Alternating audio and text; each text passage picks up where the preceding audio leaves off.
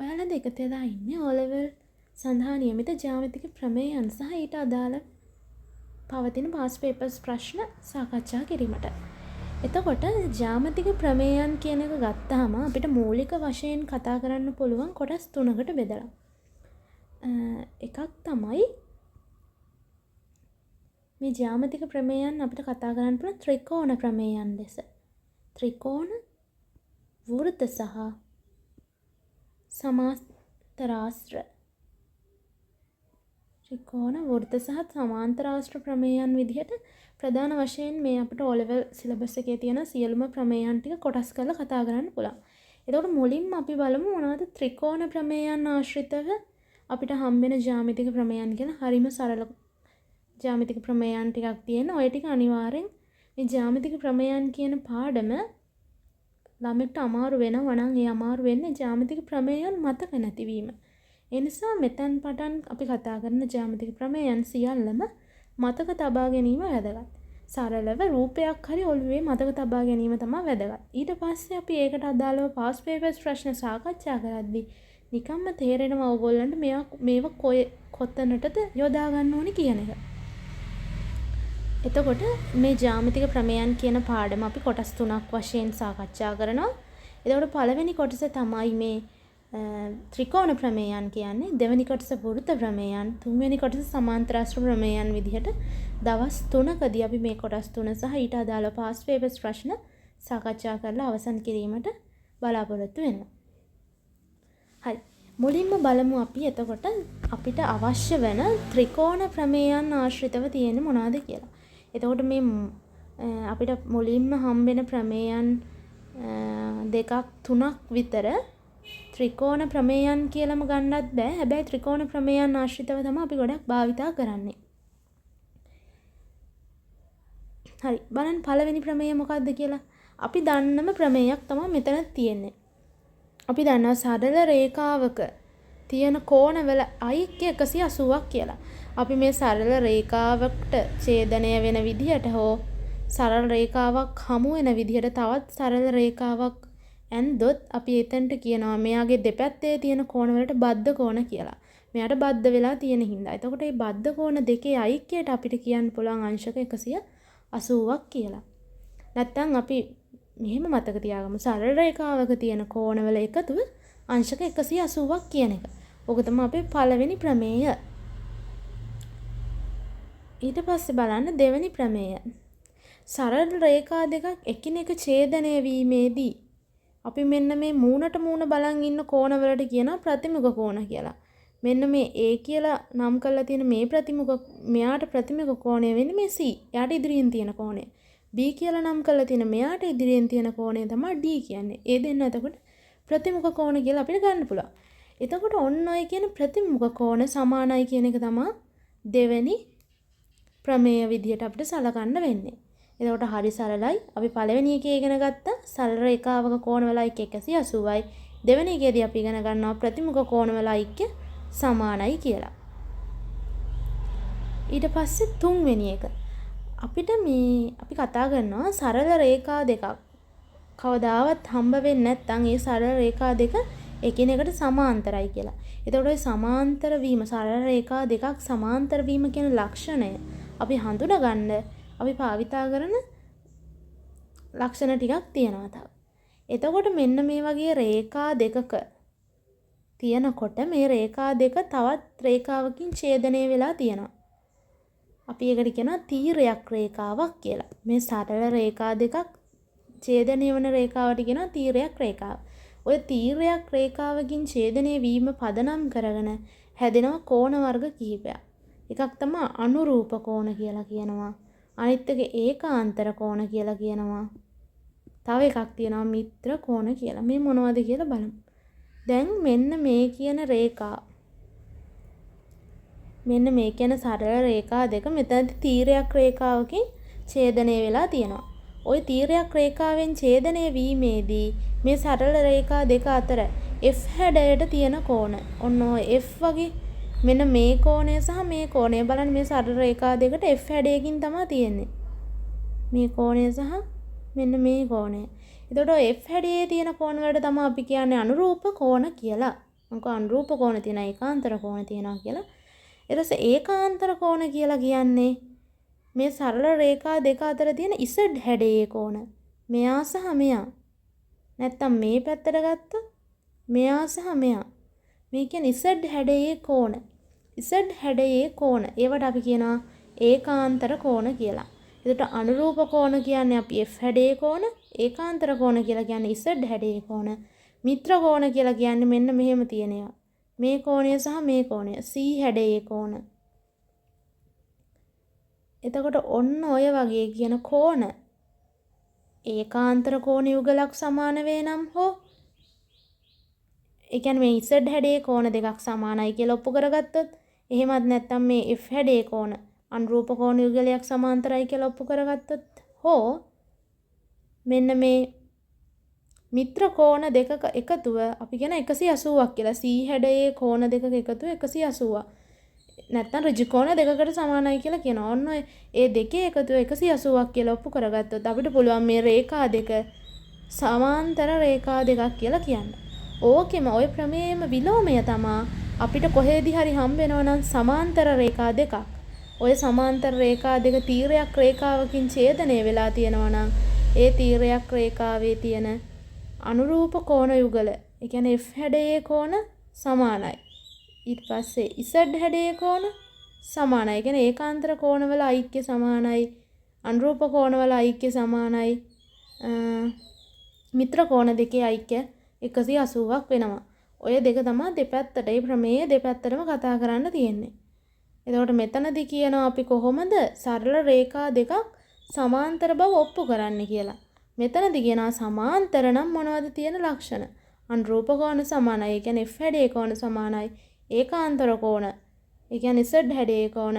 මිත්‍ර කෝණ යුගල දෙක ඓක්‍ය ඍජු කෝණ දෙකකට සමානයි. ඒ කියන්නේ 180ක් වෙනවා. එහෙමනම් මේ කෝණ මේ සරල රේඛා දෙක සමාන්තරයි. සමාන්තර දෙකක් හම්බුණොත් ඔන්න ඔය කියන ලක්ෂණ තියෙනවා. ඔතන තමයි දැන් අපි මෙතනදී ප්‍රමේයන් හතරක්ම ඉගෙන ගත්තා. හරිම සරල ප්‍රමේයන් හතරක් තමයි තිබ්බේ.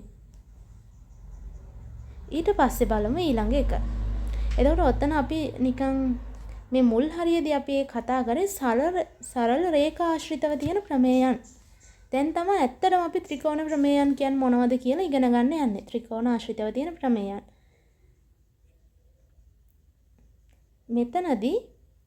මෙතන අපිට මුලින්ම හම්බ වෙන එකක් නෑ. අපිට පල්ලෙහාදී හම්බ වෙයි. අපි දැනගන්න ඕනේ සරල එකක් තියෙනවා. ත්‍රිකෝණයක කෝණවල ඓක්‍ය කීයද? ත්‍රිකෝණයක අභ්‍යන්තර කෝණ තුනේ එකතුව අංශක 180යි. ඕකත් එක්තරා ප්‍රමේයයක්. ත්‍රිකෝණවල අභ්‍යන්තර කෝණවල එකතුව අංශක 180යි. මේක හැම වෙලේම යෙදෙන අවස්ථාවක්. ඊට පස්සේ අපිට දැන් ඊළඟට ඉගෙන ගන්න තියෙනවා ප්‍රමේයන් තුනක්. ප්‍රමේයන් තුනක් නෙවෙයි ප්‍රමේයන් හතරක් එක ළඟ එකම දෙයක් සනාථ කරන්න පාවිච්චි කරන. ඒක තමයි අපි කියන්නේ ත්‍රිකෝණ අංග සාම්‍ය.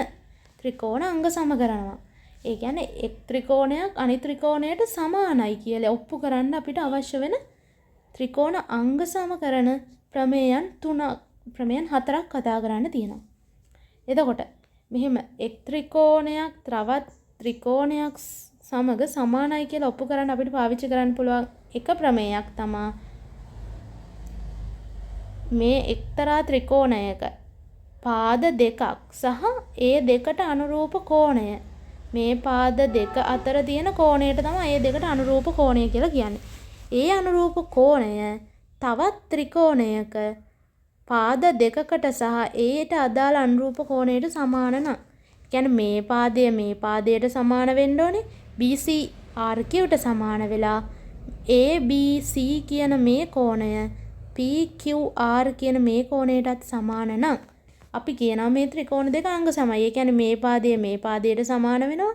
ඊට අදාළ කෝණ මේ දෙන්න සමාන වෙනවා. මේ දෙන්න සමාන වෙනවා. එතකොට මෙයාලගේ ලක්ෂණ සමානයි. ඒ වගේ ත්‍රිකෝණයක් අපි කියනවා අංග සමයි කියලා. එතකොට අපි ඒකට යොදාගත්තු මේ පළවෙනි අවස්ථාවට කියන්නේ පාකෝපා. පාදයක් කෝණයක් සහ පාදයක් තවත් ත්‍රිකෝණයක පාදයක් කෝණයක් සහ පාදයක් සමග සමාන නම් ඒ ත්‍රිකෝණ දෙක අංග සම වේ. ඔය ත්‍රිකෝණ අංග සාම්‍ය කරන පළවෙනි ප්‍රමේය. ඊට පස්සේ බලමු දෙවැනි ප්‍රමේය. දෙවැනි ප්‍රමේයදී කියනවා කෝකෝපා. ඒ කියන්නේ කෝණ දෙකක් සහ පාදයක්. ත්‍රිකෝණයක කෝණ දෙකක් සහ ඊට අනුරූප පාදය තවත් ත්‍රිකෝණයක කෝණ දෙකක් සහ ඊට අනුරූප පාදයට සමාන වෙනවා. මෙන්න මේ කෝණය මෙයාට සමාන වෙලා මේ කෝණය මෙයාට සමාන වෙලා ඒ දෙක අතර තියෙන පාදයට මේ දෙන්න සමාන නම් ඒ ත්‍රිකෝණ දෙකේත් අංග සමයි කියලා කියනවා. ඒ කියන්නේ ඒ ත්‍රිකෝණ දෙකේ ඉතුරු අංගත් සමානයි. මේ පාදය මේ පාදයට සමානයි. මේ පාදය මේ පාදයට සමානයි. මේ කෝණය මේ කෝණයට සමාන වෙනවා. එතකොට ඒ වගේ ත්‍රිකෝණ දෙකක් තියෙනවා නම් ඒවටත් අපිට කියන්න පුළුවන් අංග සම ත්‍රිකෝණ කියලා. එතකොට ඒ අංග සම කරගත්තේ අපි මොන අවස්ථාව යටතේද? කෝකෝපා කෝණයක් සහ පාදයක් කියන එක යටතේ තමයි අපි එතනදී අංග සම කරගත්තේ. ඊට පස්සේ ඊළඟ ප්‍රමේය තමයි පාපාපා. ඒ කියන්නේ ත්‍රිකෝණයක පාද තුනක් ඊට අනුරූප තවත් ත්‍රිකෝණයක පාද තුනක අනුරූප පාද සමග සමාන වෙනවා නම් ඒ ත්‍රිකෝණ දෙකත් අංග සම වෙනවා කියලා කියනවා. ඒ කියන්නේ මේ පාදය මේ පාදයට සමාන වෙලා මේ පාදය මේ පාදයට සමාන වෙලා මේ පාදය මේ පාදයට සමාන වුණොත් මේ ත්‍රිකෝණ දෙක අංග සම වෙලා එතකොට මීට අදාළ කෝණත් සමාන වෙනවා. මෙන්න මේ පාද දෙක අතර තියෙන මේ කෝණය සහ මේ කෝණය සමාන වෙනවා. ඉතුරු කෝණත් ඒ ආකාරයෙන්ම සමාන වෙනවා. ඒකට තමයි කියන්නේ අපි ත්‍රිකෝණය අංග සම වෙනවා කියලා. එතකොට එහෙම අංග සම වෙන අවස්ථාවක් આવොත් ඒක පාපාපා පාද තුන සමාන වීමෙන් අංග සම වුණු ත්‍රිකෝණයක් කියලා ගන්න පුළුවන්.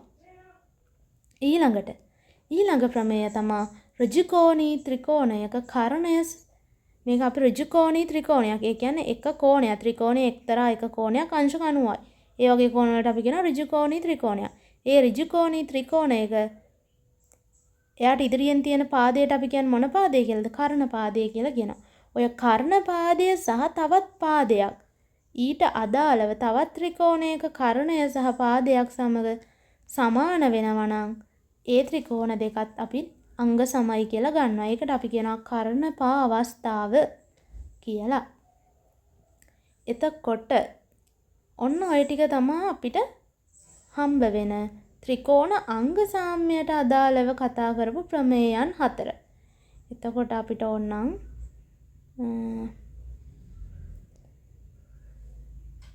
මෙතනදී බලන්න පුළුවන්. අපි මෙතනදී බලමු අපි කතා කරා ත්‍රිකෝණ අංග සාම්‍යයට අදාළව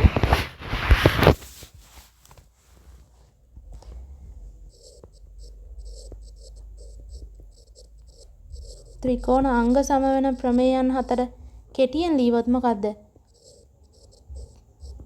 කෝකෝපා පාකෝපා පාදයක් කෝණයක් සහ තවත් පාදයක්. අනිත් එක පාපාපා පාදම තුන. එක් ත්‍රිකෝණයක පාද තුනක් අනිත් ත්‍රිකෝණයේ පාද තුනට සමාන වෙනවා නම් ඒ ත්‍රිකෝණ අංග සමයි. ඊළඟ අවස්ථාව තමයි කර්ණපා. ඔන්න ඔය කියන අංග සම කරන්න පුළුවන් මෙන්න මේ අවස්ථා 4 යොදාගෙන. ඊට පස්සේ ඔන්න ත්‍රිකෝණ අංග සම කරන ප්‍රමේයයන් 4 තමයි ඔය ඉගෙන ගත්තේ. එතකොට හරි ලේසි. අපි මුලින් කතා කරා සරල රේඛාශ්‍රිතව තියෙන ප්‍රමේයන්. දැන් කතා කරගෙන යන්නේ ත්‍රිකෝණ ප්‍රමේයන්. ත්‍රිකෝණ ප්‍රමේයන් වල ත්‍රිකෝණ අංග සාම්‍ය කියන එක අවසන් වෙලා තියෙනවා. ඊට පස්සේ ඊළඟට හම්බෙන තවත් ප්‍රමේයක් තියෙනවා ත්‍රිකෝණයේ අභ්‍යන්තර කෝණ සහ බාහිර කෝණ කියන කතන්දරේ. එතකොට ත්‍රිකෝණයේ අපි කතා කරනවා ත්‍රිකෝණයක පාදයක් දික් කිරීමෙන් සෑදෙන බාහිර කෝණය. අපි මේ ත්‍රිකෝණයක් ගත්තාම ත්‍රිකෝණයේ ඇතුලේ පාදවලට ඇතුලෙන් තියෙන කෝණ වලට කියන අභ්‍යන්තර කෝණ කියලා. මේ පාද දික් කරලා අපි මේ එළියට හදා ගන්න කෝණ වලට කියනවා බාහිර කෝණ කියලා. එතකොට ඔන්න ඔය වගේ ත්‍රිකෝණයක පාදයක් දික් කිරීමෙන් සෑදෙන බාහිර කෝණය එහි අභ්‍යන්තර සම්මුඛ කෝණ දෙකේ එකතුවට සමාන වේ. සම්මුඛ කෝණ කියලා කියන්නේ මෙයාට ඉදිරියෙන් තියෙන සම්මුඛ කෝණ දෙකේ එකතුවට සමාන වේ කියලා කියනවා. එතකොට මේකත් වැදගත් ප්‍රමේයක්. ගොඩක් වෙලාවට ත්‍රිකෝණ ප්‍රමේයන් ගැන කතා කරද්දී අපි මෙන්න මේ කියන ප්‍රමේය මතක තියාගන්න ඕනේ. ත්‍රිකෝණයක පාදයක් දික් කිරීමෙන් සෑදෙන බාහිර කෝණය එහි අභ්‍යන්තර සම්මුඛ කෝණ දෙකේ එකතුවට සමාන වේ කියන එක. ඊට පස්සේ ත්‍රිකෝණයක කෝණ තුනෙහි අයික්‍ය අභ්‍යන්තර කෝණ තුනෙහි අයික්‍ය 180ක් වේ කියන එක. මම ඕක කලිනුත් කීවා.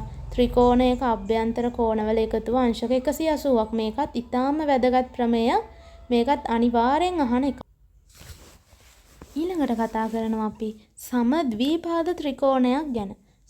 සමද්විපාද ත්‍රිකෝණයක් ගත්තාම සමද්විපාද කියලා කියන්නේ ත්‍රිකෝණයක පාද දෙකක් සමානයි. ත්‍රිකෝණයක තියෙන පාද දෙකක් සමාන නම් ඒ වගේ ත්‍රිකෝණයකට කියන අපි සමද්විපාද ත්‍රිකෝණයක් කියලා. අපි එතකොට කියනවා ඔය සමද්විපාද ත්‍රිකෝණයක, ඒ කියන්නේ මේ වගේ පාද දෙකක් සමාන ත්‍රිකෝණයක ඊට ඉදිරියෙන් මේ පාදයට ඉදිරියෙන් තියෙන කෝණ දෙකත් සමානයි කියලා. ඒ කියන්නේ මේ පාද දෙකට අනුරූපව තියෙන මේ කෝණ දෙන්නත් සමානයි.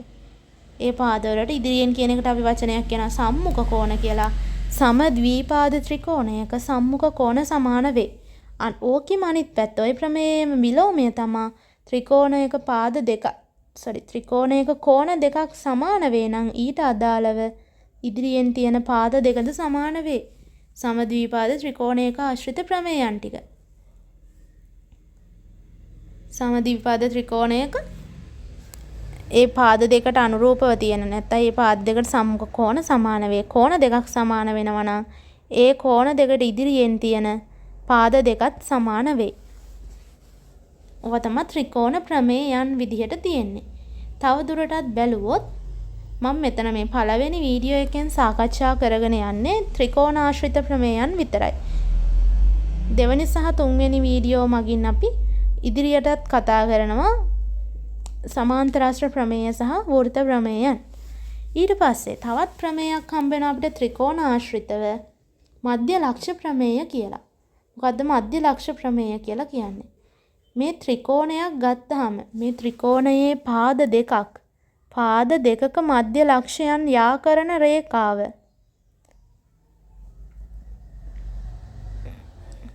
ත්‍රිකෝණයක් ගත්තාම මේ ත්‍රිකෝණයේ පාද දෙකක මධ්‍ය ලක්ෂයන් යා වෙන ලෙස අඳින රේඛාව එයට ඉදිරියෙන් නැති මෙන්න මේ පාදයට සමාන්තර වෙනවා. අනිත් එක තමයි මේ පාදයේ අගයෙන් භාගයක් වෙනවා. මෙයා අපි හිතමු 2x කියලා. මෙයා 2x නම් මේ පාදයේ අගය x විදිහට ගන්න පුළුවන්. මධ්‍ය ලක්ෂ ප්‍රමේය විලෝමය තමයි ත්‍රිකෝණයක එක් පාදයක මධ්‍ය ලක්ෂයේ සිට ඉතිරි පාදයට අඳිනු ලබන සමාන්තර රේඛාව මගින් ඉතිරි පාදයේද සමච්ඡේදනය කරනවා කියන එක. ඒ කියන්නේ මේ එක්තරා පාදයක මධ්‍ය ලක්ෂයක් තෝරගෙන අපි එතන ඉඳන් ඉදිරියට අඳිනවා. හැබැයි මේ පාදයට සමාන්තරවත් වෙන්න ඕනේ. ඒ පාදයට සමාන්තරව අඳිනු ලබන රේඛාව මගින් මේ ත්‍රිකෝණයේ ඉතිරි පාදය සමච්ඡේදනය කරයි කියලා කියනවා. දැන් ඔය ත්‍රිකෝණය මෙහෙම ඇඳලා කියලා වැඩක් නැහැ. මෙයාගේ මධ්‍ය ලක්ෂය අරගෙන මෙහෙට ඇඳලා කියලා මේ පාදයේ සමච්ඡේදනය වෙන්නේ නැහනේ. මෙයාට සමාන්තරව අඳින්න ඕනේ. එහෙම ඇඳ රේඛාවක් මේ පාදයට සමච්ඡේදනය කරයි කියලා කියනවා. ඒක තමයි මධ්‍ය ලක්ෂ ප්‍රමේය විලෝමය කියලා කියන්නේ. අපි බලමු ප්‍රශ්න කතා කරනකොට කොහොමද මේ එක එකක් යොදාගන්නේ කියන එක. ඊට පස්සේ තව ත්‍රිකෝණ ප්‍රමේයක් තමයි අපි දන්නම පයිතගරස් ප්‍රමේය. පයිතගරස් ප්‍රමේය අපි යොදාගන්නේ මොන වගේ ත්‍රිකෝණයකටද? ඍජුකෝණී ත්‍රිකෝණයකට. ඍජුකෝණී ත්‍රිකෝණයේ මේ පාදයේ වර්ගය මේ පාදයේ වර්ගයේ එකතුව සමාන වෙනවා මේ කර්ණ පාදයේ වර්ගයට. ඒ කියන්නේ a වර්ගය සමානයි b වර්ගය a වර්ගය ධන b වර්ගය සමානයි c වර්ගය කියන එක. ඍජුකෝණී ත්‍රිකෝණයක පාද දෙකෙහි වර්ගයන්ගේ එකතුව කර්ණ පාදයේ වර්ගයට සමාන වේ කියන එක. ඕකත් වැදගත්ම ප්‍රමේයක් අපිට ගොඩක් අවස්ථාවලදී හම්බ වෙනවා. ඊට පස්සේ මේ තව එක ත්‍රිකෝණ ප්‍රමේයක් තමයි මේ තියෙන්නේ. මේ ත්‍රිකෝණයේ පාදයකට සමාන්තරව අඳිනු ලබන රේඛාව මගින් මෙම පාද දෙක සමානුපාතිකව බෙදනවා කියන එක. ඉතිරි පාද දෙක සමානුපාතිකව බෙදනවා කියන එක. ඒ කියන්නේ මෙතනදී අපි මොකක් හරි එක්තරා පාදයක් තෝරගෙන එයාට සමාන්තරව රේඛාවක් ඇන්දොත් එම රේඛාව මගින් මේ ඉතිරි පාද දෙක, ඒ කියන්නේ x බෙදීම y සමානයි p බෙදීම q විදිහට සමානුපාතිකව බෙදනවා කියලා ගන්න පුළුවන්. ඊට පස්සේ මෙතනදී ඔය ප්‍රමේයයේම විලෝමය තමා මේ ත්‍රිකෝණයක පාද දෙකක් සමානුපාතිකව බෙදෙනවා නම්, ඒ කියන්නේ අපි ඔප්පු කරගත්තොත් x බෙදීම y සමානයි p බෙදීම q කියලා. එහෙම බෙදීමට පාවිච්චි වුණු මේ සරල රේඛාව ඉතිරි පාදයට සමාන්තර වේ කියලා ගන්න පුළුවන්. ත්‍රිකෝණයක එක් පාදයකට සමාන්තරව තවත් සරල රේඛාවක් ඇන්දොත් අපි කියනවා ඒ සරල රේඛාව මගින් ඒ ත්‍රිකෝණයේ ඉතිරි පාද දෙක සමානුපාතිකව බෙදනවා. එහෙමත් නැත්නම් සමානුපාතිකව බෙදෙන පාද දෙකකට බෙදෙන ලෙස සරල රේඛාවක් ඇන්දොත් එම සරල රේඛාව ඉතිරි පාදයට සමාන්තර වේ. ඔය ප්‍රමේයයන් දෙක පාවිච්චි කරන්න පුළුවන්.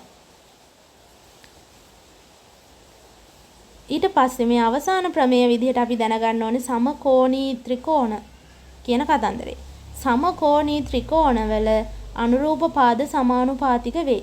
ඒ කියන්නේ එක්තරා ත්‍රිකෝණ දෙකක් ගත්තාම ওই ත්‍රිකෝණ දෙකේ කෝණ සමාන නම් මේ කෝණය මේ කෝණයටත් මේ කෝණය මේ කෝණයටත් මේ කෝණය මේ කෝණයටත් විදිහට කෝණ තුන එකිනෙක සමාන වෙනවා නම් එම ත්‍රිකෝණයේ පාද සමානුපාතිකයි කියලා කියනවා. ඒ කියන්නේ මේ අපි හිතුවොත් මේ කියන පාදය A නම් මේ කියන පාදය B නම් නෑ මෙහෙම ගමු.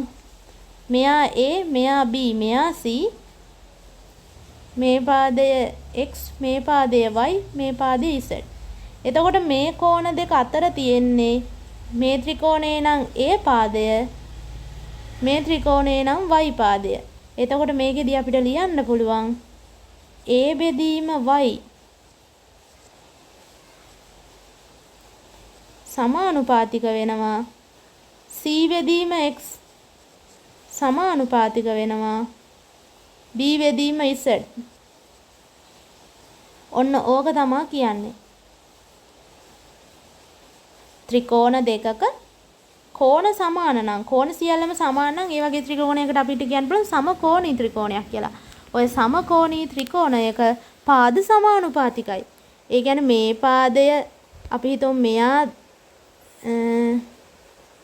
මෙයා 10ක් වෙලා මෙයා 20ක් වෙලා තිබ්බා කියලා. අන්න එහෙනම් මේ දෙන්න අතර අනුපාතය කීයද? 10ට 20. ඒ කියන්නේ 1ට 2 අනුපාතයෙන් තියෙන්නේ.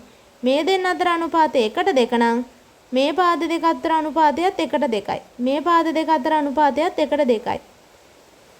අන්න ඒක තමයි කියන්නේ සමකෝණී ත්‍රිකෝණයක පාද සමානුපාතිකයි කියන කතන්දරේ. එතකොට ඔය ටික තමයි අපිට ත්‍රිකෝණ ප්‍රමේයන් විදිහට කතා කරන්න තියෙන්නේ. අහපව් සරලව මොන හරි තේරුම් නැත්නම් මේ වීඩියෝ එක නැවත බලලා තමයි අපි පාස් පේපර්ස් ප්‍රශ්න වලට යන්න ඕනේ. මෙතනින් එහාට අපි සාකච්ඡා කරන්න බලාපොරොත්තු වෙන ත්‍රිකෝණ ප්‍රමේයන් ආශ්‍රිතව තියෙන 2025 ඉඳලා 2018 වෙනකන් තියෙන සියලුම පාස් පේපර්ස් ප්‍රශ්න.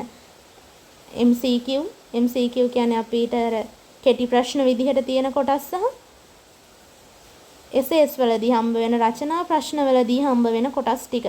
ඊට අදාළ පාස් පේපර්ස් ප්‍රශ්න සාකච්ඡා කරනවා. එතකොට මම නැවතත් මේවා මතක් කරන්න යන්නේ. මොකද මේක රෙකෝඩින් වීඩියෝ එකක් විදියට ඔයගොල්ලෝ බලන්නේ. එතකොට මේක අහපව් නොතේරුණ තැනක් තියෙනවා නම් ආයෙත් බලාගෙන ඇවිත් පාස් පේපර්ස් ප්‍රශ්න ටිකට උත්තර ලියලා මේකේ සාකච්ඡාව බලන්න.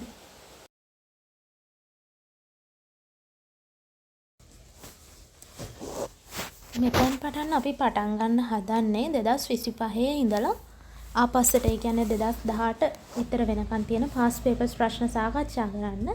එතකොට මේකෙදී අපි ප්‍රධාන වශයෙන් බලාපොරොත්තු වෙන්නේ ත්‍රිකෝණ ප්‍රමේයන් ආශ්‍රිතව තියෙන පාස් පේපර්ස් ප්‍රශ්න ටික සාකච්ඡා කරගෙන යන කෙටි ප්‍රශ්න සහ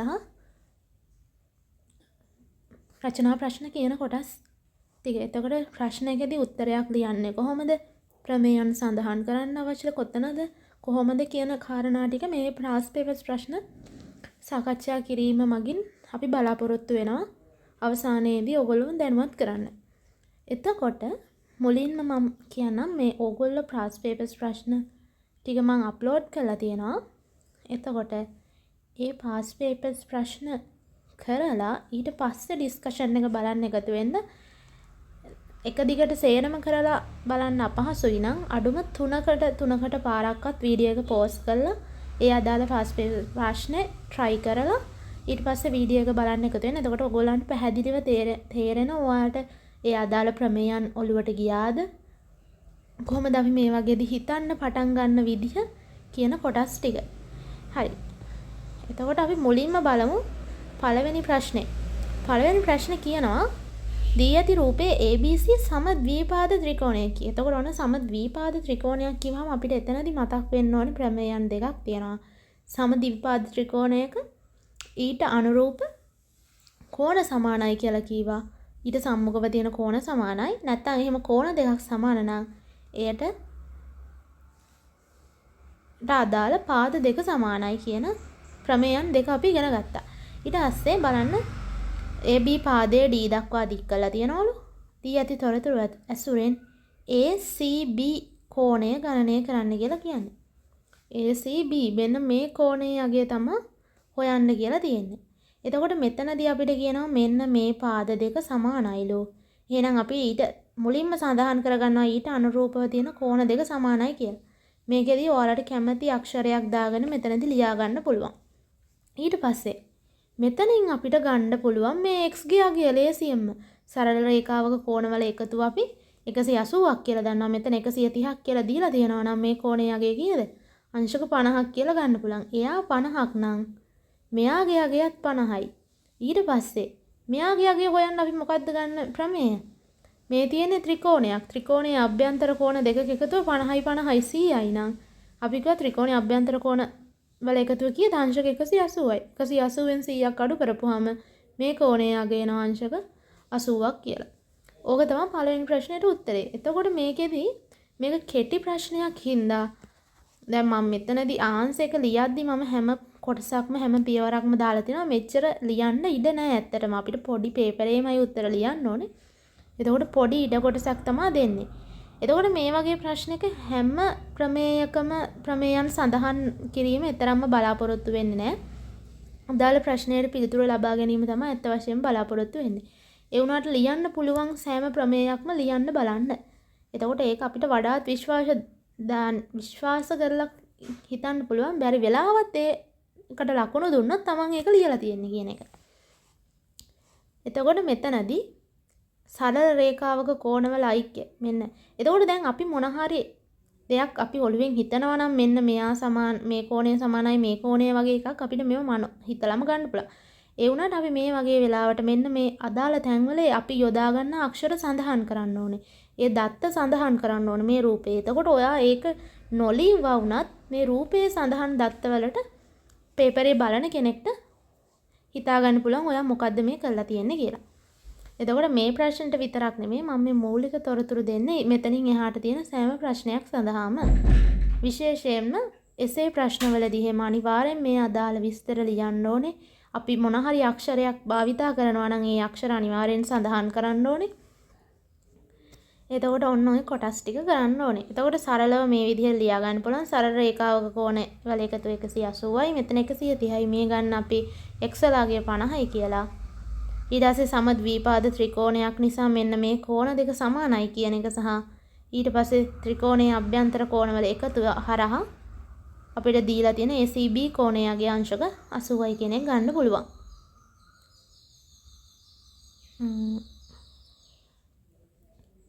හරි දෙවැනියට තියෙන්නේ එසේ ප්‍රශ්නයක්.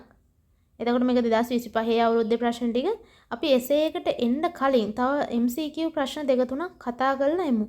අවසානයේට වගේ එසේ ප්‍රශ්න ටික කතා කරගෙන මොකද මුලින්ම අපිට අපි ඉගෙනගත්තු ත්‍රිකෝණ ප්‍රමේයන් ටික සාමාන්‍ය විදිහට ඔලුවට ගියාද කියන එක තේරුම් ගන්න ඕනේ.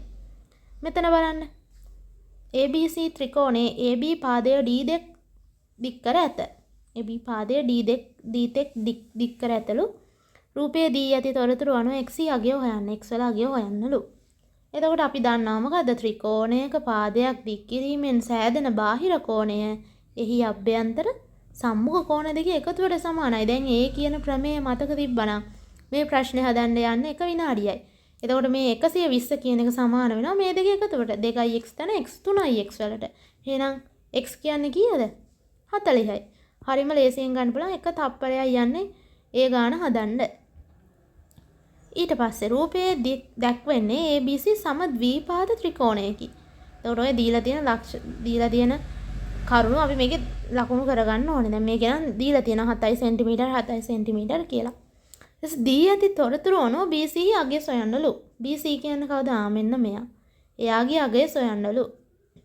එතකොට මෙතන දීලා තියෙනවා ඍජු කෝණයක්. එතකොට ඍජු කෝණයක් දීලා තියෙනවා පාදවල දිග තමයි දීලා තියෙන්නේ. කෝණ ගැන සඳහනක් නැහැ. එතකොට පාදවල දිග සම්බන්ධයෙන් අපි දන්න ඍජුකෝණී ත්‍රිකෝණයකුත් අදාළව කරගෙන අපි දන්න ප්‍රමේය මොකද්ද? ඍජුකෝණී ත්‍රිකෝණයක මේ පාද දෙකේ වර්ගයන්ගේ එකතුව සමාන වෙනවා කර්ණයේ පාදයේ දිගෙහි වර්ගයට. එතකොට අපිට මේකෙදි ගන්න පුළුවන් BD අපි මේ මොකක් හරි එක ත්‍රිකෝණයක් සලකලා අරන් අවසානයේ සම්පූර්ණ දිග හොයාගන්න බලමු.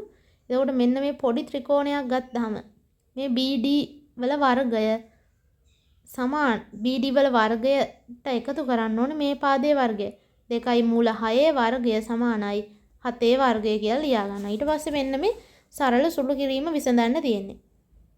එතකොට මේ පැත්තේ 7 වර්ගය තියෙනවා. 7 වර්ගයෙන් අඩු කරන්න ඕනේ 2යි මූල 6 වර්ගය. 2යි මූල 6 වර්ගය. එතකොට 7 වර්ගය නම් කීයද? 49යි කියලා දාගන්නවා. මේකෙදි 2යි මූල 6 වර්ගය. ඒ කියන්නේ 2 වර්ගය වැඩි කරන්න ඕනේ මූල 6 වර්ගයෙන්. දැන් මෙතන වර්ග මූලයක් තියෙන හින්දා මේ වර්ගයෙන් ಗುಣ වුණාම වෙන්නේ මේ වර්ග මූල ලකුණ ඉවත් වීම විතරයි. ඒ කියන්නේ හැබැයි මෙතන 2 නම් ಗುಣ වෙනවා කෙලින්ම දෙකෙන්. 2 වර්ගය වැඩි කරන්න ඕනේ මූල 6 වර්ගයෙන්. මේ 2 වර්ගය වැඩි වුණාම මෙතන 4යි කියලා එනවා. 6 මූල 6 වර්ගය කියලා කියන්නේ 6. එතකොට 6 වරක් 4 24යි. 49න් 24ක් අඩු වුණාම 25ක් වෙනවා. BD වර්ගය. එහෙනම් BD කියන්නේ 25 වර්ගමූලය. වර්ගය සහ වර්ගමූලය 5 වරක් 5 25යි. ඒ කියන්නේ 5 වර්ගය සමානයි 25යි නම් 25 වර්ගමූලය කියන්නේ කීයද? 5. ඔන්න ඔය කතන්දරේ තමයි මෙතනදී ගන්න 5 cm. හැබැයි දැන් කෙනෙක් හොඳටම දන්නවා වෙන්න පුළුවන් මේ ප්‍රශ්නේ හදන හැටි. මෙතනින් හදලා නැවැත්තුවොත් මුළු ලකුණට උත්තරේ මුළු ලකුණු ටික හම්බෙනවද? උත්තරේ නැහැ. අහලා තියෙන එකට උත්තර දෙන්න ඕනේ. BC හි දිගයි අහන්නේ. මෙන්න මේක. එතකොට BD දිග 5 වෙන්න පුළුවන්. BC වල දිග 5 10යි සෙන්ටිමීටර් කියන උත්තරේටම එන්න ඕනේ. ඔය වගේ පොඩි පොඩි දේවලුත් ළමයි වරද්ද ගන්නවා. ඒකයි මම ඒකත් සඳහන් කරේ. ඊට පස්සේ මේකත් තවත් SCQ ප්‍රශ්නයක් තියෙන්නේ. ඒකටත් එන්න කලින් තව අපි කෙටි ප්‍රශ්න ටිකක් සාකච්ඡා කරමු. මේ බලන්නකො දී ඇති ඍජුකෝණී ත්‍රිකෝණේ ABC කියලා ත්‍රිකෝණයක් දීලා තියෙනවා. ඒකේ AB සමානයි AC. මේක නම් ලකුණු කරලා දෙන AB සමානයි AC නම් x අගය හොයන්නලු. මෙන්න මෙයාගේ අගය හොයන්නලු. හරිම ලේසි. දැන් අපි දන්න කරුණු මුලින්ම ලකුණු කරගෙන යනවා. මෙයා සම ද්විපාද ත්‍රිකෝණයක් කියලා කියනවා නම් මේ කෝණ දෙකේ අගය මොකද වෙන්න ඕනේ? සමානයි. ඒකට ඕගොල්ලන්ට කැමති සලකුණක් දාලා ලකුණු කරගන්න බුණා x ඇරුණාම x කියලා දාන්න එපා. දැන් x මෙතන දීලා තියෙනවනේ වෙන දෙකකට. ඒ හින්දා වෙන මොන හරි වෙන අකුරක් දාගෙන සලකුණු කරගන්න. දැන් මම y කියලා දාලා තියෙනවා. එතකොට ඒ දෙන්න y. ඊට පස්සේ එතකොට මෙයා අංශ 90යි නම් මේ දෙන්නගේ මගේ කීයක් වෙන්න ඕනද? ත්‍රිකෝණයක අභ්‍යන්තර කෝණවල එකතු 180යි. ඒ කියන්නේ මේ කෝණ දෙකේ එකතුව 90ක් වෙන්න ඕනේ. මේත් 90යි මේත් 90යි වුණාම 180ක් වෙන්නේ. එතකොට සම්පූර්ණ අභ්‍යන්තර කෝණවල එකතු 180ක් වෙනවා. එතකොට 90යි නම් මේ එක කෝණයක් කීයද අංශක 45යි. ඊට පස්සේ මෙන්න මෙතෙන්ට පාවිච්චි කරන්න ඕනේ මොකද්ද? සරල රේඛාවක කෝණවල ಐಕ್‍ය කීයද? 180යි. එහෙනම් මෙයා 45යි නම් මෙයා කියන්නේ 180ෙන් 45ක් අඩු වුණාම එන අගය. කීයද? 180ෙන් 45ක් අඩු වුණාම 135ක් වෙනවා. ඔන්න ඔහොම තමයි ඒ ගාන හදන්නේ. දැන් මේ වගේ චූටි ඉඩක් නේ තියෙන්නේ. එතකොට හැමදේම ලියීමට අවශ්‍ය නැහැ මේ වගේ සලකුණක් දාගෙන මේක කෙලින්ම මේ දෙන්නගේ මේ තුන එකතු කරලා 90යි කියලා 180යි කියලා පෙන්නලා මේ දෙන්නගේ අගය ගරන් එතනින් එහාට 180ෙන් 45ක් අඩු කරලා 135යි කියන උත්තරේ ගත්තනම් හරි. ඊට පස්සේ බලන්න ඊළඟ ප්‍රශ්නේ මොකක්ද කියන්නේ කියලා. දී ඇති ABC ත්‍රිකෝණයේ AB සමානයි AC වේ. ඔන්න ABC ත්‍රිකෝණයේ AB සමානයි AC වේ. මේ පාද දෙකේ දිග සමානයි කියලා කියනවා. AC පාදවල මධ්‍ය ලක්ෂ පිළිවෙලින් D වේ. AC AB හා AC මේ දෙන්නගේ මධ්‍ය ලක්ෂ DE කියලා කියනවා. ඒ කියන්නේ මෙයා මේ පාද දෙක දිගින් සමාන නම් එයාලා දෙන්නගේ මැදින් බෙදුවා කියන්නේ මෙයයි මෙයයිත් සමානයි මෙයයි මෙයයිත් සමානයි. මෙයා මෙයාටත් සමානයි මෙයා මෙයාටත් සමානයි. මේ හතරම සමානයි කියන එකනේ. ABC ත්‍රිකෝණයේ පරිමිතිය 14යිලු. මෙන්න මේ ලොකු ත්‍රිකෝණයේ පරිමිතිය 14ක් නම් AD 2 සෙන්ටිමීටර්. මෙන්න මේක කොටසක් දීලා තියෙනවා 2යි කියලා. මෙයා 2යි නම් මෙයත් 2යි මෙයත් 2යි මෙයත් 2යි. මේ කෑලි හතරම දෙක ගන්න එනවා. ඒ කියන්නේ ඔක්කොම මේ ඔක්කොගේම දිග කීයද? 2 4 6 8ක් වෙනවා. සම්පූර්ණ දිග 14යිලු පරිමිතියම. 14න් 8ක් ගියාම කීයද ඉතුරු වෙන්නේ? මෙයා 6ක් කියලා කියන්න පුළුවන්. අහලා තියෙන්නේ කවුද? DE දිග. මෙන්න මෙයාගේ දිග. ඔතනදී මතකද ඔය මොන ප්‍රමේයද අපිට අදාළව කතා කරන්නේ? මධ්‍ය ලක්ෂ ප්‍රමේය. මධ්‍ය ලක්ෂ ප්‍රමේය කියන්නේ මොකද්ද? ත්‍රිකෝණයක පාද දෙකක මධ්‍ය ලක්ෂ යාකරන රේඛාව ඒ ඉතිරි පාදයට මොකක් වෙනවද? සමාන්තර වෙනවා කියලාත් කීවා. මේ පාදයේ 2x නම් මෙයා x මේ පාදයේ දිගෙන් අඩක් කියලා කියනවා. ඒ කියන්නේ අපි මෙයාගේ පාදයේ දිග හොයාගත්තා. මෙයා කීයද? 6 සෙන්ටිමීටර. එහෙනම් මේ පාදයේ කීයද? 3 සෙන්ටිමීටර. හරි සරලයි. එක එක තැන්වලදී අහන්නේ එක එක දේවල්. එක එක චූටි ප්‍රමේයයන්. එතකොට මේ ප්‍රමේය හරියට මතක තිබ්බනම් ප්‍රමේයක් ගත්තාම ඔයාලා මේ ප්‍රමේයයේ තියෙන කරුණු ටික ඔලුවට දාගන්න ඕනේ. මොකද්ද මේ කියන්නේ කියලා. එතකොට ඔන්න හරිනේ. ත්‍රිකෝණයක මධ්‍ය ලක්ෂ යාකරන රේඛාව පාද දෙක මධ්‍ය ලක්ෂ යාකරන රේඛාව ඉතිරි පාදයට සමාන්තර වෙනවා සහ මේ පාදයේ දිගෙන් අඩක් වෙනවා කියලා කිව්වා. ඔන්න එතකොට මෙයාගේ පාදයේ දිග අපි හොයාගත්ත 6 සෙන්ටිමීටර කියලා. එහෙනම් මෙයා 3 සෙන්ටිමීටර. එතකොට මේකෙත් මෙතරම් يعني මේ හැම කරුණක්ම පල්ලට ලිවීම අවශ්‍ය නැහැ. අදාළ දත්ත ටික මේකේ ලකුණු කරගෙන මේ පාදයේ දිග 6 සෙන්ටිමීටර කියලා ගන්න එක සහ එයාගෙන් භාගයක් මෙයා ගත්තාම එතෙන්ට මධ්‍ය ලක්ෂ ප්‍රමේය කියලා සඳහන් කරත් ලකුණු දෙනවා. දැන් මේකට නමක් දීලා තිබුණානේ මධ්‍ය ලක්ෂ ප්‍රමේය කියලා. අනිත් ප්‍රමේයන් වලට අපිට එහෙම තනි නමක් තිබ්බේ නැහැ. එතකොට ප්‍රමේයේ කොටසක් ප්‍රමේය සඳහන් කිරීම අවශ්‍යයි. මෙතනදී මධ්‍ය ලක්ෂ ප්‍රමේය කියලා ඊවහම ඇති අර දිග කාරණාව ලියන්නේ නැතුව හැබැයි දිග කාරණාව ඔයගොල්ලන්ගේ ඔළුවේ තියෙන්න ඕනේ. ඊළඟ ප්‍රශ්නේ බලමු. ත්‍රිකෝණ අංග සම කිරීම සම්බන්ධයෙන් අහලා තියෙන්නේ. එතකොට ඔන්න ත්‍රිකෝණ අංග සම කිරීම සම්බන්ධයෙන් අපි දන්න කරුණු ටිකක් තියෙනවා. මොන අවස්ථාවලින්ද අපිට අංග සම කරන්න පුළුවන්? පාකෝපා පාදයක් කෝණයක් පාදයක් අනිත් ත්‍රිකෝණයේ පාදයක් කෝණයක් පාදයක් සම. අනිත් එක පාපාපා කියලා කියන්න පුළුවන්. පාද තුන සමාන වෙන්න පුළුවන්. අනිත් එක කෝකෝපා කෝණයක් කෝණයක් පාදයක්. අනිත් එක තමයි කර්ණපා. ඔන්න ඔය කියන කොටස් ටික තමයි එන්නේ අපි. හතරයිනේ කතා කරේ ත්‍රිකෝණ අංග සම කිරීම සම්බන්ධයෙන්. ඊට කලින් බලමු මොනවද මෙයාලා දීලා තියෙන දත්ත ටික කියලා. දී ඇති රූපයේ AD සරල රේඛාව මත B සහ E ලක්ෂ පිහිටනුයේ. BE B තියෙනවා E තියෙනවා. ABED වෙන විදිහට. AB සමානයි ED.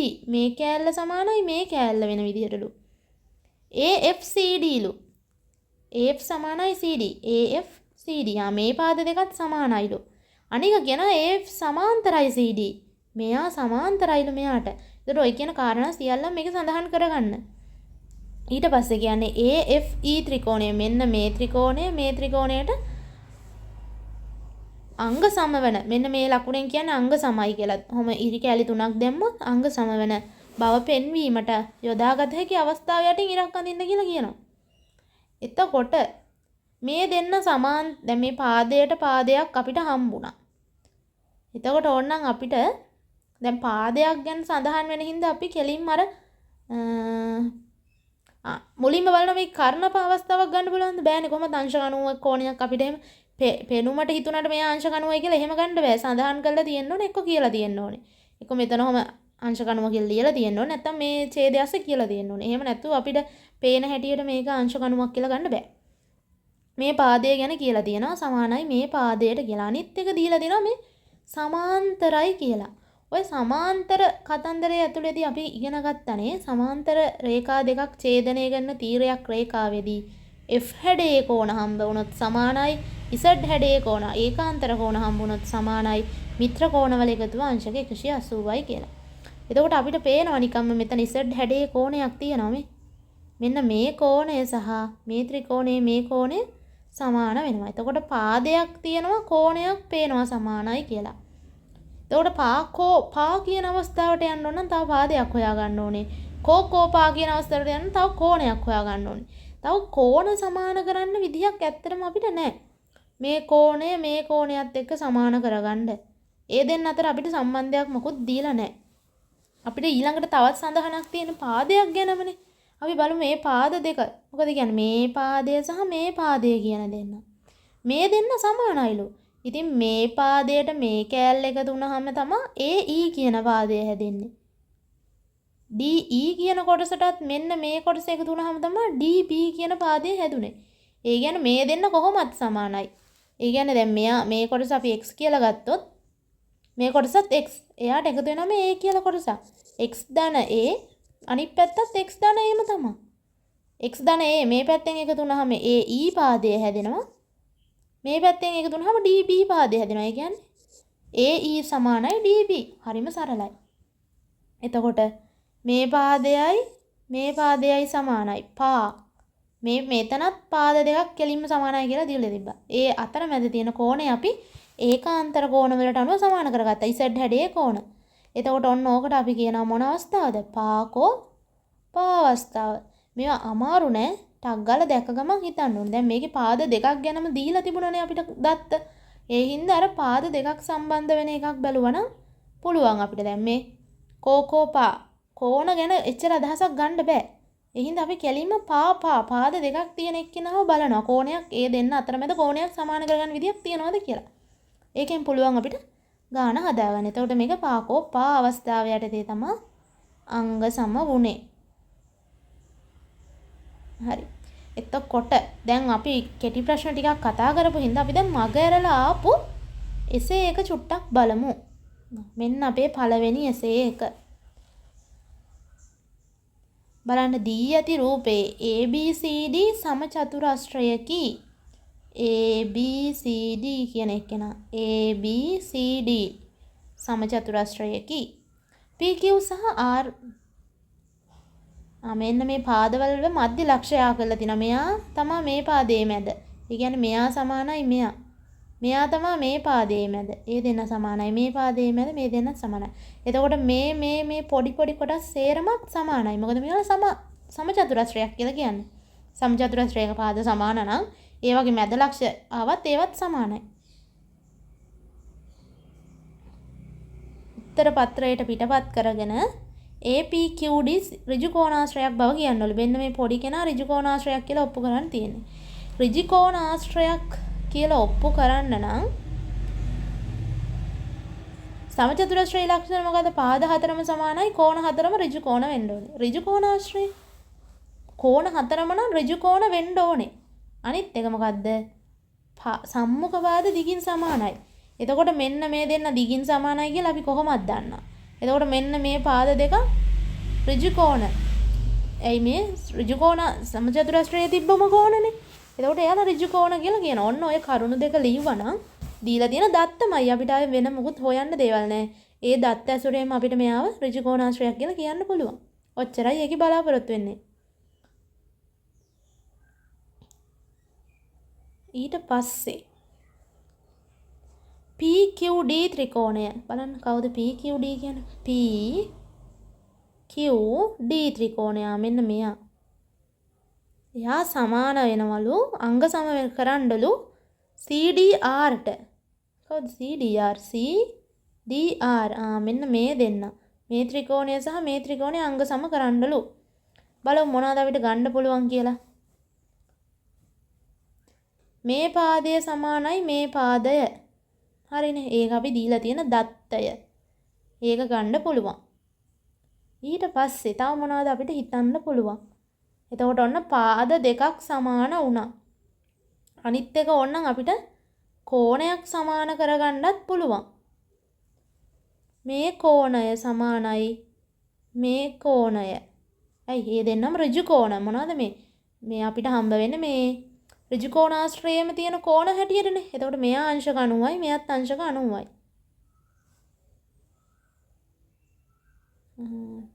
කවුද අපිට කීවේ PQD නේද? මෙයයි මෙයයිනේ නේ. PQD සහ CDR නේ නේද? හරි. එතකොට මේ කෝණයට සමානයි. මේ පාදය මේ පාදයට සමානයි. එතකොට කෝණ දෙකක් තියෙනවා. අපිට තව පාදයක් සමාන කරගත්තොත් පාකෝ පා කියන අවස්ථාවට යන්න පුළුවන්. එතකොට මේ පාදය මේ කෝණය මෙන්න මේ පාදය සමානයි කියලා ඔප්පු කරන්න ඕනේ. මේ පාදය මේ කෝණය මේ පාදය. ඉතින් කලින් කීවේ එකම නේද?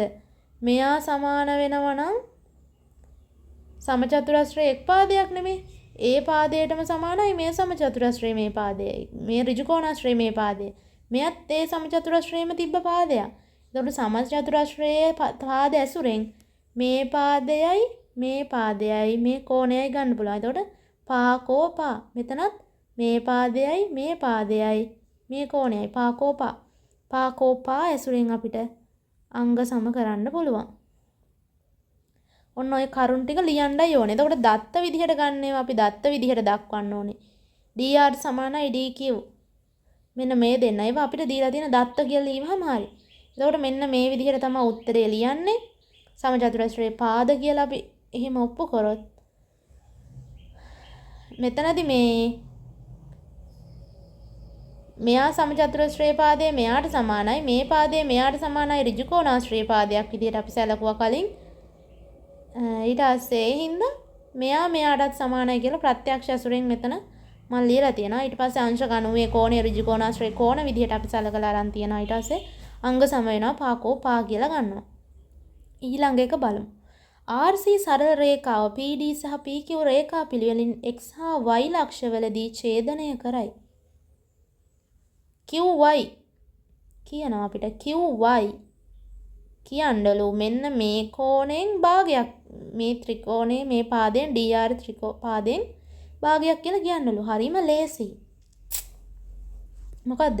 මේ අපි කියව මධ්‍ය ලක්ෂ ප්‍රමේයයේ මධ්‍ය ලක්ෂ ප්‍රමේයෙන් අපිට කියන්න පුළුවන් මෙන්න මේ දෙන්න සමාන කරන විදිහට අනිත් පාදයට අඳින ලද සමාන්තර රේඛාව අපි දන්නවා ඍජු කෝණාශ්‍රයක පාද සමාන්තරයි.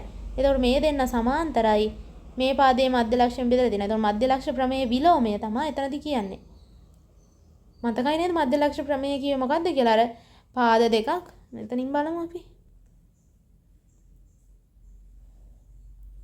විනාඩියක් කරන් ටක් ගාලා මධ්‍ය ලක්ෂ ප්‍රමේය නේද? මේ කතා කරේ මධ්‍ය ලක්ෂ ප්‍රමේය විලෝමය. පාද දෙකක් පාදයක මධ්‍ය ලක්ෂය හරහා ඉතිරි පාදයට අඳිනු ලබන රේඛාව මේ තවත් පාදයට ඉතිරි පාදයට සමාන්තර වෙනවා නම් මේ පාදයට සමානුපාතිකව බෙදනවා කියලාත් කිව්වා. එතකොට මෙයාගේ ලක්ෂණම තියෙනවා. මෙයාගෙන් භාගයක් මෙයා කියන එක්කෙනා. එතකොට අපිට මෙතනදිත් අන්න ඒක තමයි කියන්න තියෙන්නේ. අපිට එතකොට ලියන්න ඕනේ මේ පාදයට සමාන්තරයි ඍජු කෝණාශ්‍රයේ පාදින්ද මේ පාද දෙක සමාන්තරව බෙදලා තියෙනවා. එහෙනම් මොකද වෙන්නේ? මෙයාගෙන් භාගයක් තමයි මෙයා. කොහොමත් ඒක අපිට මේ ප්‍රමේයෙම එන එකක්. මධ්‍ය ලක්ෂ ප්‍රමේය විලෝමය කියලා ඉවනම් හරි. ඊට පස්සේ බලන්න RXD ත්‍රිකෝණය සහ PXY ත්‍රිකෝණය සමකෝණී බව පෙන්වන්න. RXD මෙන්න මේ ත්‍රිකෝණය සහ මෙන්න මේ ත්‍රිකෝණය PXY කියන ත්‍රිකෝණය සමකෝණීලු. කෝණ සමානයි කියලා ඔප්පු කරන්නයි තියෙන්නේ. එනයින් 3යි RX 2යි XY බව පෙන්වන්නලු. කෝණ සමානයි මෙතනදී මම ඒකම පල්ලෙන් ඇඳලා අරන් තියනවා. ඒ කොටස විතරක් පේන්න. මේ බලන්නකෝ.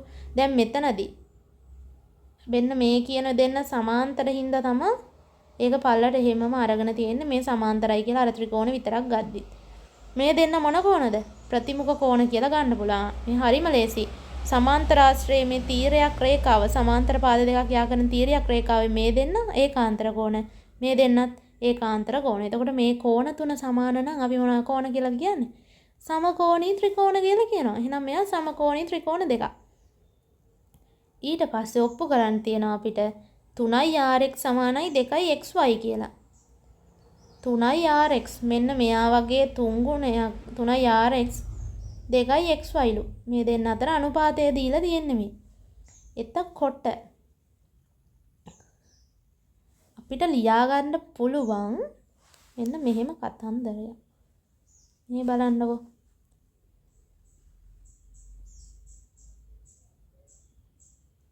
RD ධන RA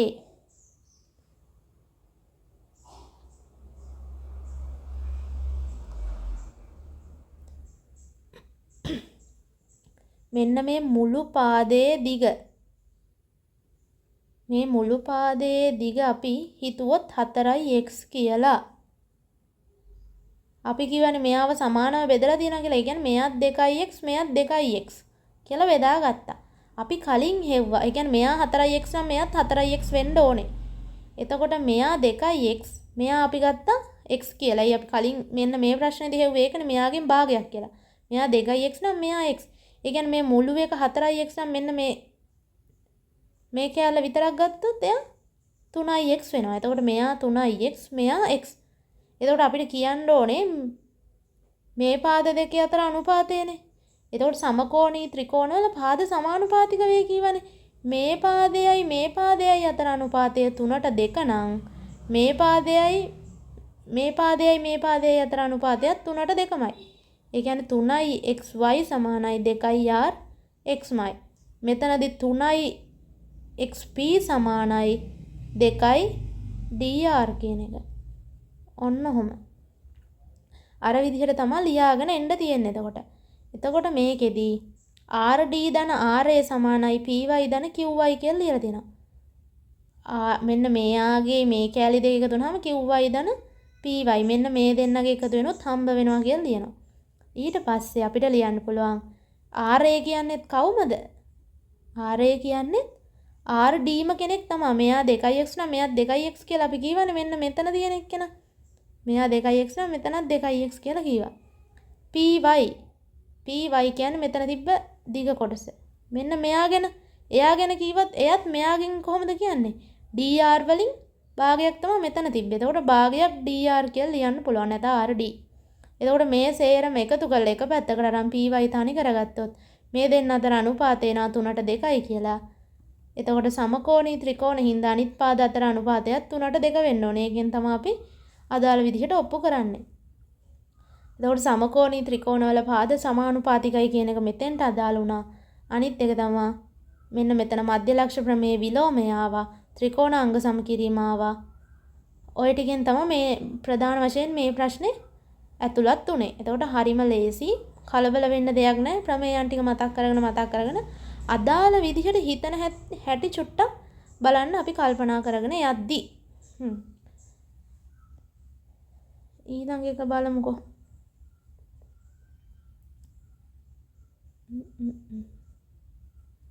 මෙතනදී පොඩ්ඩක් මෙතන මේ සමාන්තරාශ්‍ර ප්‍රමේයනුත් එනවා. ත්‍රිකෝණ ප්‍රමේයනුත් එනවා. බලන්න. පළවෙනි එකේ හදින මධ්‍ය ලක්ෂ ප්‍රමේයේ විලෝමය ලියා දක්වන්න.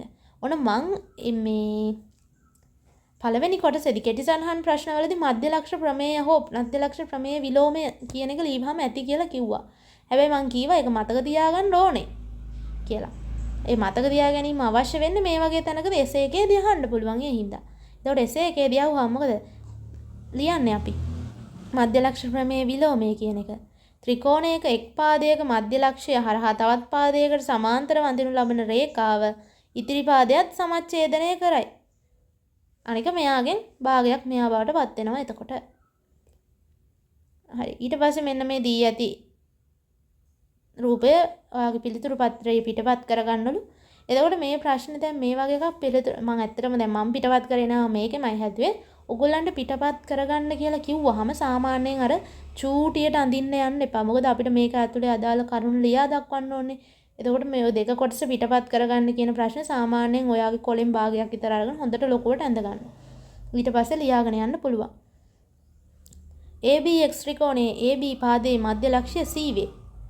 මෙන්න මෙයාලු මධ්‍ය ලක්ෂ්‍ය AB ත්‍රිකෝණයේ මෙන්න මේ පාදයේ මධ්‍ය ලක්ෂ්‍ය C වේ කියලා කියනවා. එතකොට එයා දාලා කරුණු ලකුණු කරගෙන යන්න.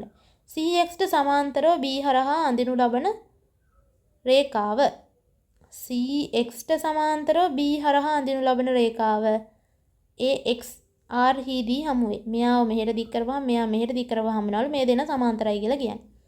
CXට සමාන්තරව A හරහා අඳින ලද රේඛාව CXට සමාන්තර A පැත්තට. මේ පැත්තේ සමාන්තරයි. ඒ කියන්නේ මෙයා මෙයාට සමාන්තරයි. මෙයා මෙයාටත් සමාන්තරයි. ඒ කියන්නේ මේ පාද සරල රේඛා තුනම සමාන්තර විදිහට තමයි ඇඳලා තියෙන්නේ.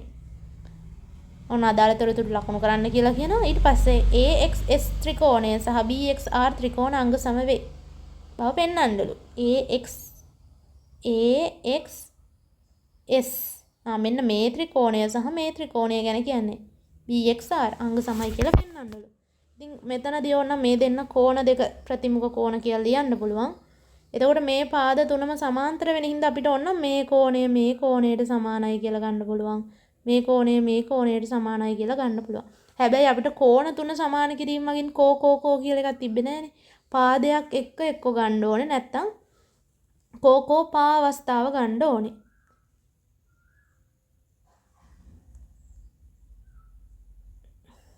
එක කෝ පා ගන්න ඕනේ නැත්තම් පා ගන්න ඕනේ නැත්තම් කෝ පා කියන අවස්ථාවට යන්න ඕනේ.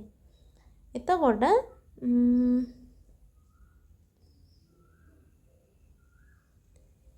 මෙන්න මේ ත්‍රිකෝණ දෙක සමාන කරගද්දි මේ දෙන්න ප්‍රතිමුඛ කෝණ කියලා හොයාගත්තා. මේ කෝණයක් මේ කෝණයකට සමානයි කියලා අපිට ගන්න පුළුවන්. එතකොට ඒ මැද තියෙන පාදය සමාන කරලා ඒ හරහා යන්නත් පුළුවන්.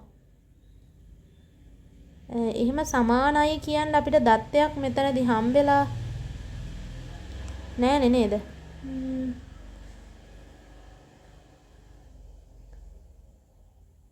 එතනදී දත්තයක් අපිට දීලා නෑ.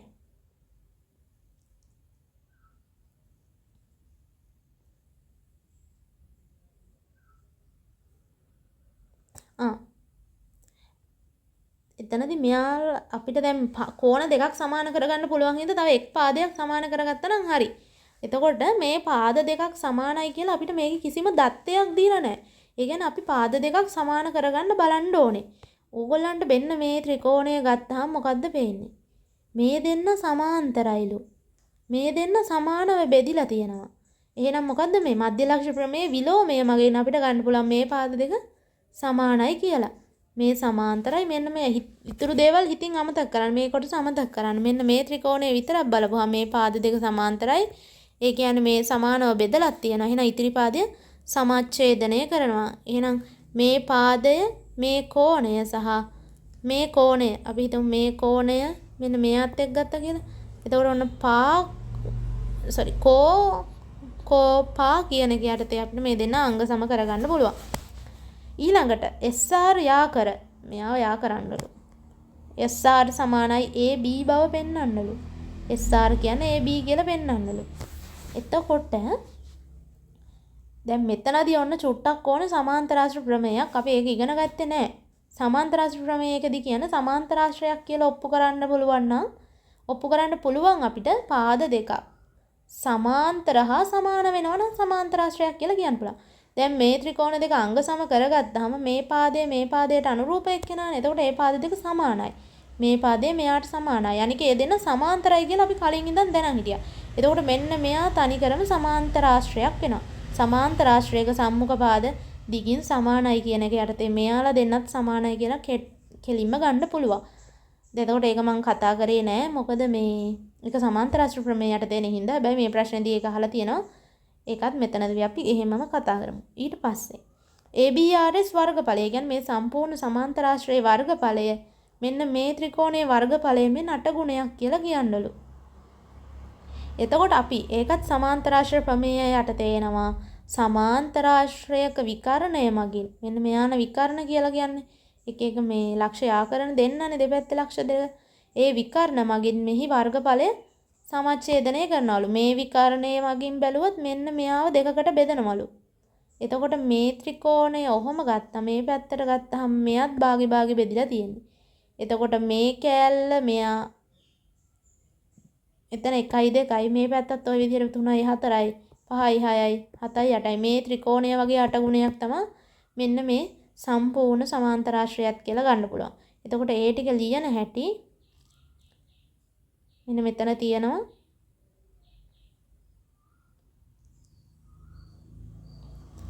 එතකොට මම මේකේ ආන්සර් PDF එක වෙනම දාලා තියෙනවා. questions PDF එක වෙනම තියෙනවා. එතකොට ඔයගොල්ලන්ට ඒක වෙන වෙනම ගන්න පුළුවන්. ඉස්සෙල්ලාම questions ටික අරගෙන තනියම try කරලා තමා discussion එක බලලා තේරුම් නැති කොටස් ආය answer sheet එක හරහා බලන්න පුළුවන්. හරි. එතකොට ඔය essay ප්‍රශ්නයක් තව බලමු අපි මේ ටික අපි බැලුවද? නෑ නේද?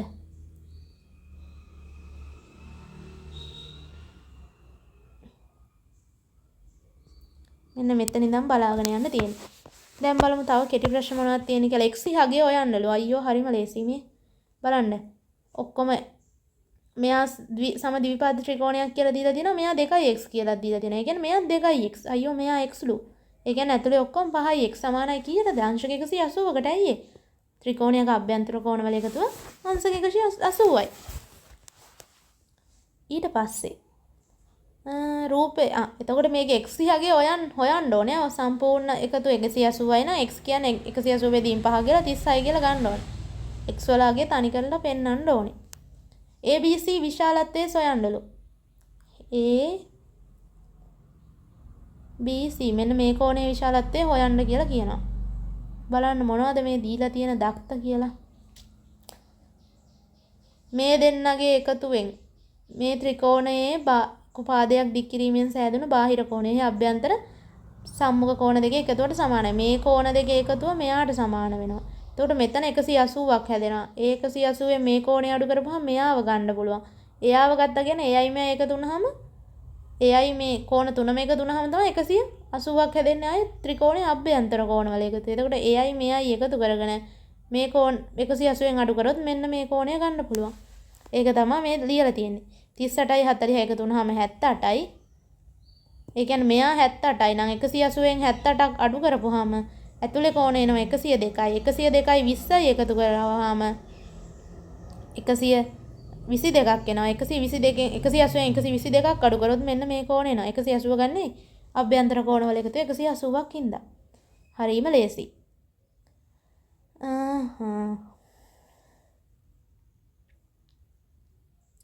දී ඇති ABC ත්‍රිකෝණයේ DEF මධ්‍ය ලක්ෂ පිළිවෙලින් AB AC BC පාදවල මධ්‍ය ලක්ෂ වේලු. මෙන්න මේ තුන් දෙනා මේ පාද තුනේ මධ්‍ය ලක්ෂ කියලා කියනවා.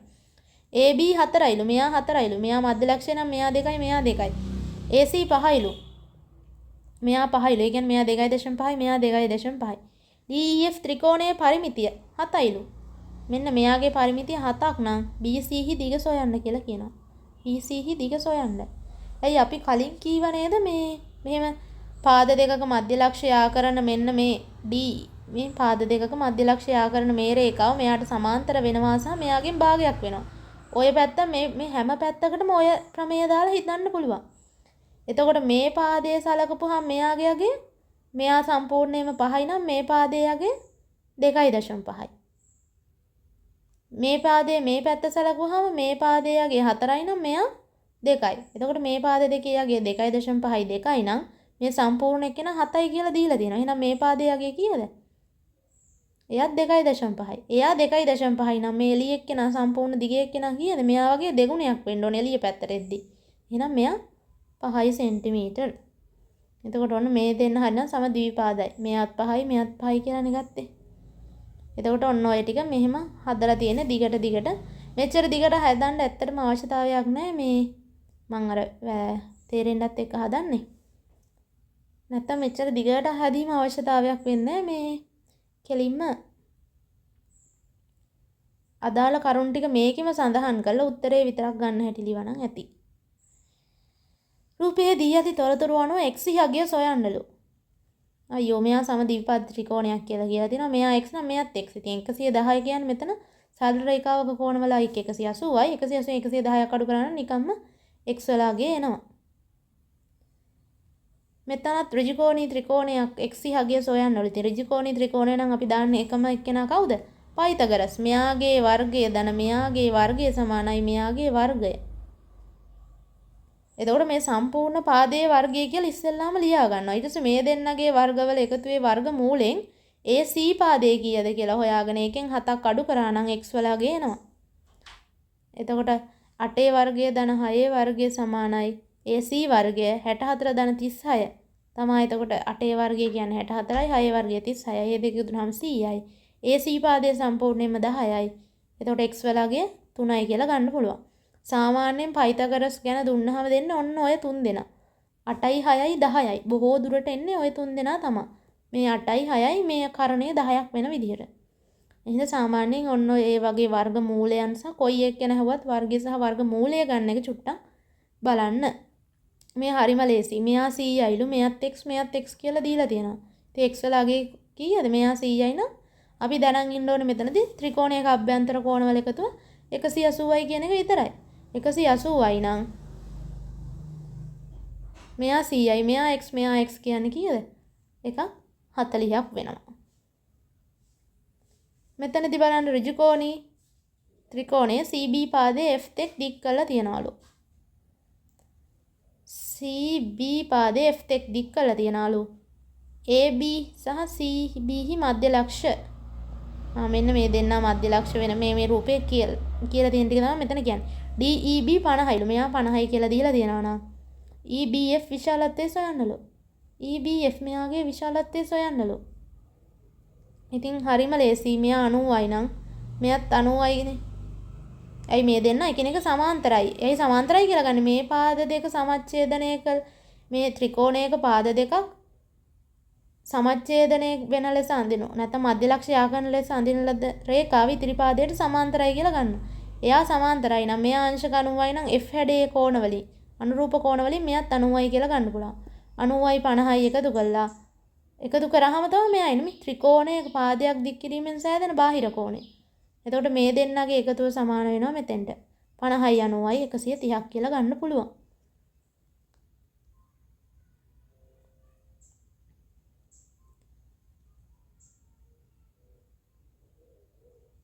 එතකොට ඔන්න ඔය වගේ සරල ප්‍රශ්න ටිකක් තමයි තියෙන්නේ. තව එකක් බලමු. රූපයේ දැක්වෙන ABC ත්‍රිකෝණයේ AC හි පාදයේ මධ්‍ය ලක්ෂය කිව්වේ AQB QCB 90යි. මෙයත් 90යි මෙයත් 90යි කියලා කියනවා නම් APQට සමාන කෝණයක්. APQට මෙයාට සමාන කෝණයක් කියන්නලු. එතකොට මේ දෙන්නගේ මධ්‍ය ලක්ෂය යා කරලා තියෙනවා ඉතිරි පාදයට සමාන්තර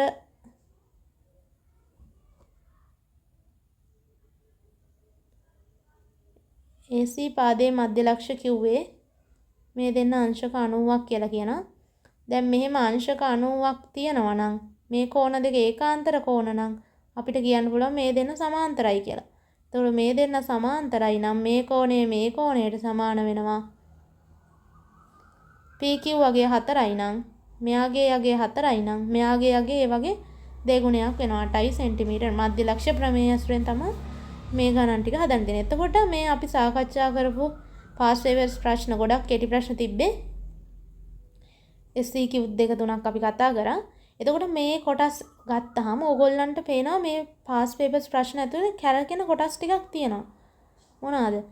ත්‍රිකෝණයක අභ්‍යන්තර ත්‍රිකෝණ ප්‍රමේයන් ගත්තාම ත්‍රිකෝණයක අභ්‍යන්තර කෝණවල එකතුව පාදයක් දික් කිරීමෙන් සෑදෙන බාහිර කෝණයෙහි අභ්‍යන්තර සම්මුඛ කෝණ දෙකට සමාන වේ කියන එක මධ්‍ය ලක්ෂ ප්‍රමේය අනිවාර්යෙන් බලන්න. දැන් සම ද්විපාද ත්‍රිකෝණයක සම්මුඛ කෝණ සමානයි කියන ඔන්න ඔය හතරනේ ප්‍රධාන වශයෙන් මේක ඇතුලේ කැරකුනේ. ඊට අමතරව ලොකු ප්‍රමේයන් නැහැ. ත්‍රිකෝණ ප්‍රමේයන් කියවම ඔච්චරයි.